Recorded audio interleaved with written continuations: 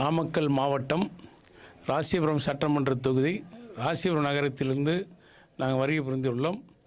நாங்கள் அனைத்து கட்சி சார்பாக ராசிபுரம் நகரத்தில் புதிய பஸ் நிலையம் கூட்டமைப்பு சார்பாக ஒரு அமைப்பை ஏற்படுத்தி பஸ் ஸ்டாண்டு ஆளுகின்ற திமுக அரசு 8.5 கிலோமீட்டருக்கு அந்தால் அப்பால் இடம் மாற்றுவது சம்பந்தமாக திராவிட முன்னேற்றக் கழக பொதுச் செயலாளரை தேசிய முற்போக்கு கழக பொதுச் செயலாளர்களை சந்திக்க நாங்கள் ராசிபுரம் நகரத்திலிருந்து அனைத்து கட்சி சார்பாகவும் கூட்டமைப்பு ஒரு அமைப்பு மூலமாக நாங்கள் வருகை புரிந்து உள்ளோம்.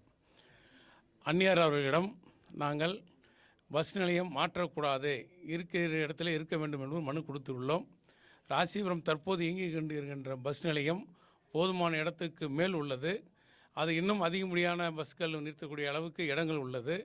ஆனால் அந்த இடத்திலிருந்து ஒரு தனியுடைய ஆளுங்கட்சியுடைய சுயநலத்துக்காகவும் சுயலாபத்துக்காகவும் 8.5 கிலோமீட்டருக்கு அப்பால் பஸ் நிலையத்து ஒரு தனிப்பட்ட முறையில் ஒரு ரியல் எஸ்டேட் தொழில் செய்கின்ற சேலத்தில் இருக்கின்ற படையப்பா என்ற நிறுவனம், அது உரிமையாளர் பாஸ்கர் என்பவர், அவருக்காகவும் ஆளுகின்ற திமுக ஆளுங்கட்சிக்காகவும் அந்த பஸ் நிலையத்தை அங்கே கொண்டு செல்லுகின்றார்கள். அப்படி கொண்டு செல்லும் பட்சத்தில் ராசிபுரத்தும் பழமை வாய்ந்த ஒரு ராசிபுரம் நகரம், ராசிபுரம் ஒருங்கிணைந்த மாவட்டமாக இருக்கின்ற போது கிருஷ்ணகிரி, தருமபுரி, சேலம், நாமக்கல், கரூர், ஈரோடு சேர்ந்து ஒருங்கிணைந்த மாவட்டமாக இருக்கும் பொழுது முதல் நகராட்சியாகவும் சேலமும், இரண்டாவது நகராட்சியாகவும் ராசிபுரமும் பெற்ற ஊர் நகராட்சி இது.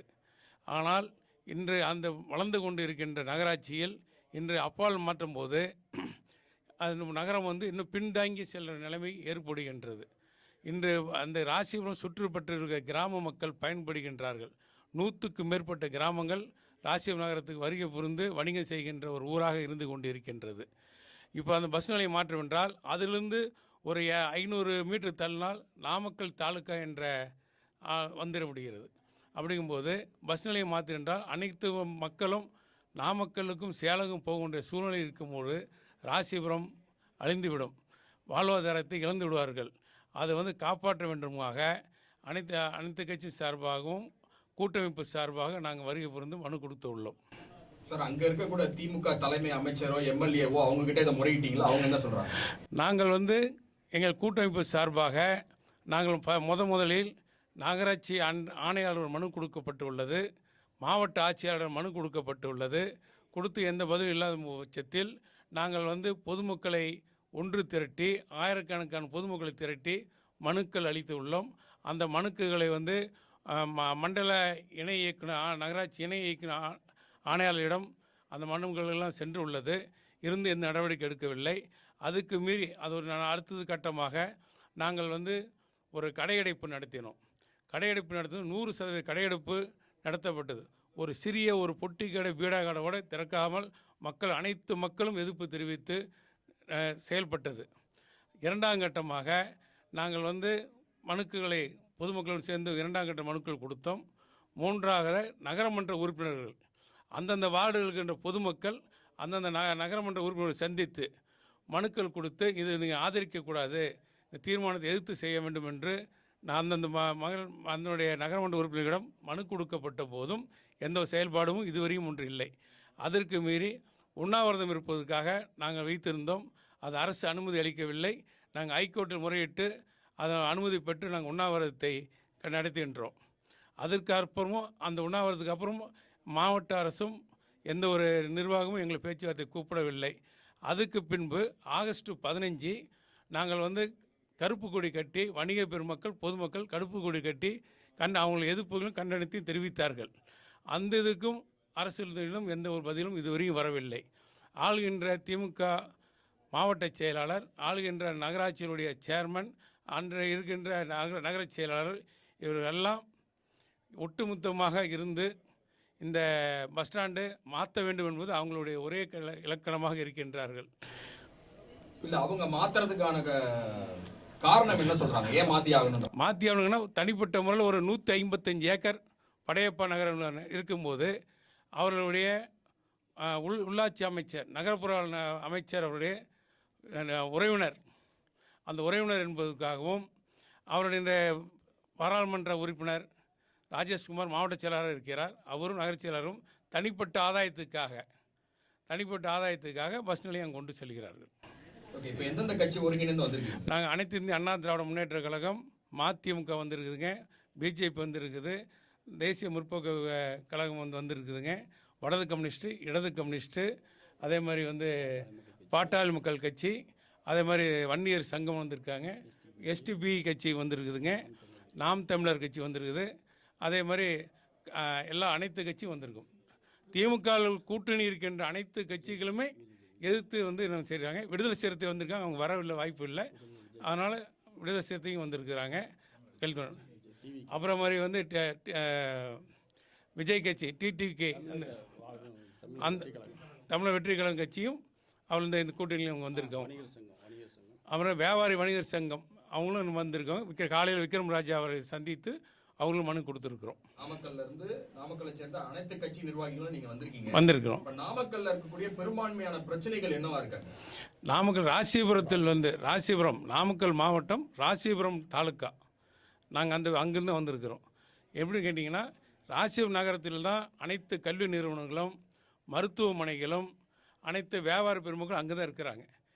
அதில் சுற்றி இருக்கின்ற 25 கிலோமீட்டர் சுற்றளவில் கிராமங்கள் இருக்கின்றது. அந்த கிராமங்கள் பஸ் ஸ்டாண்டுக்கு இங்கே தான் வந்தால் தான் வணிகர்கள் மக்கள் பொதுமக்கள் இறங்கி வாக்கபிள் டிஸ்டன்ஸில் போய் எல்லா பொருட்கள் வாங்கி பஸ் ஏறி செல்ல வேண்டும். அதில் டெய்லியும் உழவர் சந்தை அங்கே தான் இயங்கி கொண்டு இருக்குது. பஸ் ஸ்டாண்ட் பின்புறத்தும் உழவர் சந்தை இயங்கி கொண்டு இருக்கிறது. வார சந்தையும் பஸ் ஸ்டாண்டு தான் அங்கே உள்ளாதான் இயங்கி கொண்டு இருக்கின்றது. ரெண்டாவது அனைத்து தினசரி காய்கறி மார்க்கெட்டும் பஸ் ஸ்டாண்டு பக்கத்தில் தான் இயங்கி கொண்டு இருக்கின்றது. அனைத்து வியாபார பெருமக்கள் அங்கே தான் இருக்கின்றார்கள். அதே போல் அரசு தாலுக்கா ஆஃபீஸு பஸ் ஸ்டாண்டில் நடந்து செல்லக்கூடிய தூரம், நகராட்சி நடந்து செல்லக்கூடிய தூரம், காவல்துறை இதுவும் நடந்து கொள்கின்றது. அரசு மருத்துவமனையும் பஸ் ஸ்டாண்ட்லேருந்து நடந்து செல்லக்கூடிய தூரம் தான் இருக்கின்றது. அனைத்தும் அங்கே அந்த இருக்கின்றது. 8.5 கிலோமீட்டர் கொண்டு போகும்போது அந்த இடம் பக்கத்தில் ஏரி இருக்குது. அதனால் அந்த ஊர் வளர்ச்சி அடையாதுங்க.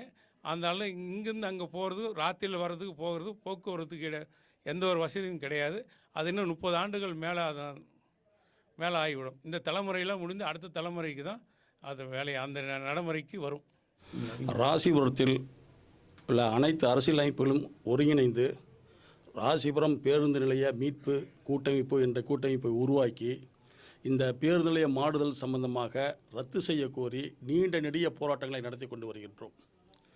இந்த போராட்டம் இந்த பேருந்து நிலைய மாறுதல் என்பது ராசிபுரம் மக்களின் வளர்ச்சிக்காக அல்ல. அவர்கள் ராசிபுரம் நகரின் வளர்ச்சி என்று குறிப்பிட்டு தீர்மானம் நிறைவேற்றியுள்ளார்கள். ஆனால் அது ராசிபுரம் நகர மக்களின் வளர்ச்சிக்காக அல்ல. அதாவது 150 ஏக்கர், அதாவது கிட்டத்தட்ட 2 பஞ்சாயத்தை தாண்டி, ராசிபுரம் நகரத்தை தாண்டி கவுண்டம்பாளையம் பஞ்சாயத்து, குறுக்குப்புறம் பஞ்சாயத்து, அதை தாண்டி அனப்பாளையம் பஞ்சாயத்துக்கு இந்த பேருந்து நிலையத்தை மாற்றுறாங்க. அங்கே ராமசாமி ரெட்டியார் மகன் பாஸ்கர் என்பவருடைய 150 ஏக்கர் நிலம் அங்கே இருக்குது. அந்த நிலத்துக்கு நடுவில் பாதை அமைச்சு அவர் பாதை போட்டு கொடுத்துருக்காரு. அந்த இடத்துல பேருந்து நிலையம் அமைக்கிறாங்க. இதுக்கு என்னென்னு கேட்டிங்கன்னா, நான் மாவட்டம் இந்த உண்ணாவிரதம் நடந்தப்போ கடையெடுப்பு, மாபெரும் கடையெடுப்பு, 100% கடையெடுப்பு ராசிபுரத்தில் நடந்துச்சு. அந்த கடையெடுப்பு நடந்தப்போ மாவட்ட ஆட்சித்தலைவர் அவர்கள் பேச்சுவார்த்தைக்கு எங்களை கூப்பிட்டாங்க அன்னைக்கே. ஆனால் பேச்சுவார்த்தை கூப்பிட்டு 2 மணிக்கு பேச்சுவார்த்தை கூப்பிட்டப்ப வட்டாட்சியர் அவர்கள் என்ன பண்ணான்னு கேட்டிங்கன்னா, 1 மணிக்கு இந்த பேச்சுவார்த்தை ரத்து செய்யப்படுகிறது இங்கே தகவல் அனுப்புகிறாங்க. என்னன்னு கேட்டிங்கன்னா, அன்றைக்கி மாவட்ட ஆட்சித்தலைவர் இந்த பிரச்சனைக்கு ஒரு தீர்வு காணும்னு நினச்சாலும் கூட ஆளுங்கட்சி தரப்பில் இருந்தும் சென்னையில் இருந்தும் அவங்களுடைய உத்தரவு வந்தனால பேச்சுவார்த்தை வேண்டாம் அப்படின்னு சொல்லி எங்களை பேச்சுவார்த்தைக்கு மறுத்துட்டாங்க. அதற்கு பின்னாடி கடையெடுப்பு போராட்டம், உண்ணாவிரத போராட்டம், ஆகஸ்ட், அதாவது ஊர் முழுக்க எல்லாருமே நாடு முழுக்க ஆகஸ்ட் 15 கருப்பொடி ஏற்றம்னு சொல்லி அறிவித்தாவே எல்லா அரசு தரப்பும் பேச்சுவார்த்தை நடத்துவாங்க. இது எல்லா இடத்துலையும் நடந்துட்டு இருக்கிற ஒன்று. அதுக்கு மீறி வரலினா தான் எல்லாத்தையும் கருப்பொடி கட்டுறாங்க. ஆனால் இந்த நாமக்கல் மாவட்ட ஆட்சியர் அது சம்பந்தமாக இது வரைக்கும் எந்த விதமான அவங்கள கருத்தில் எடுத்து கிடையாது, பேச்சுவார்த்தை அழைக்க கிடையாது. இவ்வளோ போராட்டங்கள் ராசிபுரத்தில் ஏராளமான போராட்டங்கள் நடந்துட்டு இருந்தோம். மாவட்ட ஆட்சியர் ஆளுங்கட்சியருடைய தொண்டரணி போல் அவர் செயல்பட்டு இருக்கிறாங்க. அடுத்தாப்புல அது என்னன்னு கேட்டிங்கன்னா, இங்கே ராசிபுரம் நகராட்சியில் விசாரிக்கிறப்ப எங்கள் கையில் ஒன்றும் கிடையாது, எல்லாம் சென்னையில் இருந்து அலுவலகத்தில் வர தான் நாங்கள் செய்கிறோம் அப்படின்னு சொல்கிறாங்க. இதே மாவட்ட ஆட்சித்தலைவர்கிட்ட சில நிருபர்கள் சந்தித்து கேட்டப்ப இந்த கருப்படி போராட்டத்தை ஏன் பேச்சுவார்த்தை நடத்த கூப்பிடலன்னு சொல்லி கேட்குறப்ப எங்களால் ஒன்றும் பண்ண முடியாதுங்க, சென்னையிலேருந்து வந்தால் தான் எங்களுக்கு வந்து நாங்கள் ஏதாச்சும் ஒன்று நடவடிக்கை எடுக்க முடியும் அப்படின்னு சொல்லி பேச்சுவார்த்தை பண்ணுவோம். அப்போ இது என்னன்னு கேட்டிங்கன்னா, இதற்கு பின்னாடி சென்னையில் இருக்கிற வந்து இந்த இந்த இந்த பேருந்து நிலைய மாற்றத்துக்கு பின்னாடி வந்து சென்னையில் வந்து ஒரு முக்கிய புள்ளி வந்து ஒருத்தர் வந்து இதுக்கு பின்னாடி இருக்கார். அவர் தான் வந்து இதை வந்து அத்தனை இந்த பேருந்து நிலைய இதில் வந்து இயக்கிறது எல்லாமே வந்து அவர் தான் இயக்கிட்டு இருக்கார ஒழிய, இங்கே ராசிபுரத்தில் விட இதுக்கு பிரச்சனைக்கு மூல காரணமே சென்னையில் இருக்கிற முக்கிய பிரமுகர் தான்.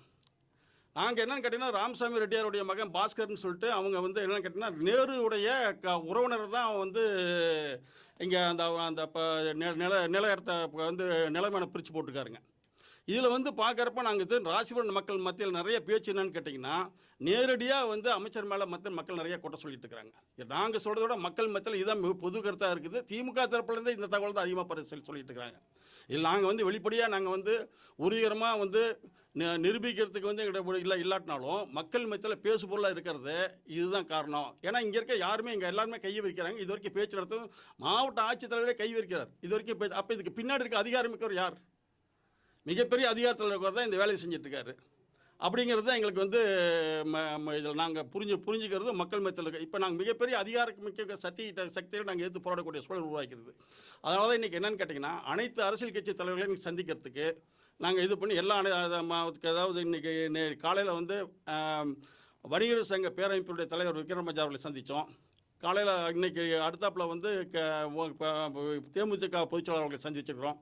அடுத்தாப்பில் எஸ்டிபிக்கு தலைவர் சந்திக்கிறோம். மாலை வந்து நாம் தமிழ் கட்சியோட தலைவர் சீமான் அவர்களை சந்திக்கிறோம். நாளைக்கு காலையில் வந்து பிஜேபியோடைய மாநில பொறுப்பாளர் ஹெச் ராஜா அவர்களை சந்திக்கிறோம். 10 மணிக்கு வந்து மறுமலர்ச்சி திமுக தலைவர் பொதுச்செயலாளர் தலைவர் வைகோ அவர்களை சந்திக்கிறோம். 11 மணிக்கு வந்து சிபிஎம் தோழர் பாலகிருஷ்ணன் அவர்களை சந்திக்கிறோம்.